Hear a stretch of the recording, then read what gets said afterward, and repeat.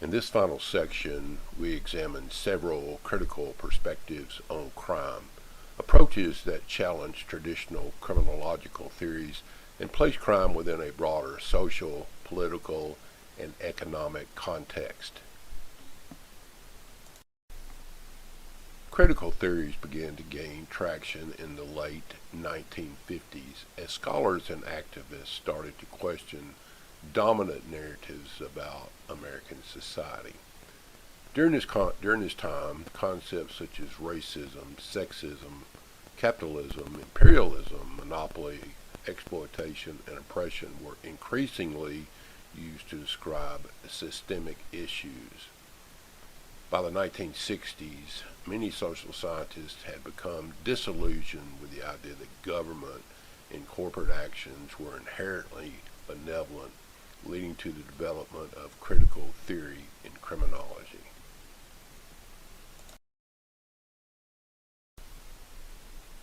In this introductory video, we will focus on three major critical theories: labeling theory, conflict theory, and radical theory. While other critical frameworks, such as left realism, peacemaking criminology, and feminist theory, are also important, they will not be covered in detail here. Students are encouraged to consult the course textbook for further discussion on these perspectives. Be sure and read your book. Labeling theory shifts the focus of criminological inquiry from the characteristics of the individual offender to the social processes through which certain behaviors and individuals are designated as deviant or criminal. This theory asserts that deviance is not inherent in any act, but is instead the result of application of labels by social authorities. Once an individual is labeled as deviant or criminal, they may internalize that label and begin to behave in accordance with it, a process that aligns closely with sociological concept or the sociological concept of the self-fulfilling prophecy. A self-fulfilling prophecy occurs when a false assumption leads to a behavior that ultimately confirms the initial assumption. For example, in educational settings, if a teacher assumes that students from low-income backgrounds are less capable, those students may receive less attention and support, resulting in poorer performance that confirms the teacher's original belief. In the context of crime, the criminal label may similarly shape an individual's self-concept and future actions.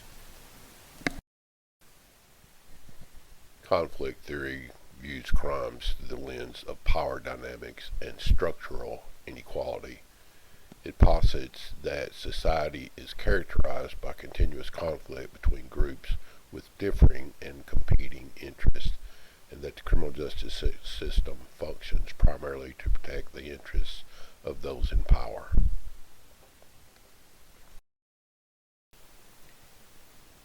According to this theory, laws are not neutral, but are created and enforced in ways that maintain existing social hierarchies. Crime is seen as a consequence of relative powerlessness.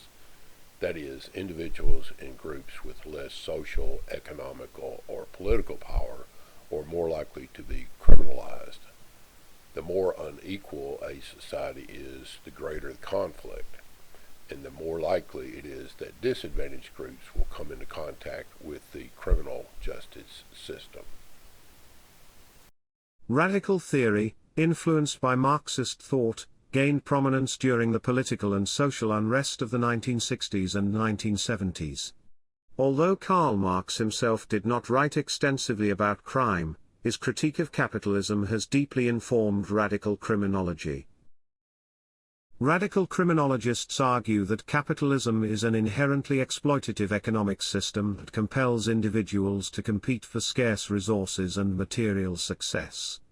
In this system, wealth and power are concentrated in the hands of a few, while the majority struggle to meet basic needs.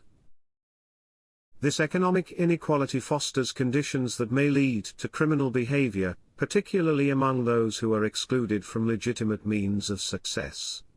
Radical theory maintains that crime cannot be fully understood without recognizing the systemic pressures and class divisions inherent in capitalist societies. Professor Rees has decided his microphone sucks, and it is easier to let me do the talking.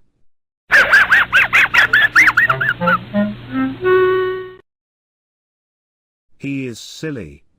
However, with that said, let's wrap this up.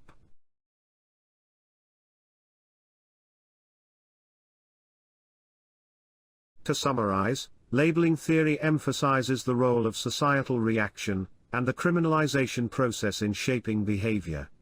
Conflict theory focuses on crime as a result of structural inequalities and the use of law as a tool of control.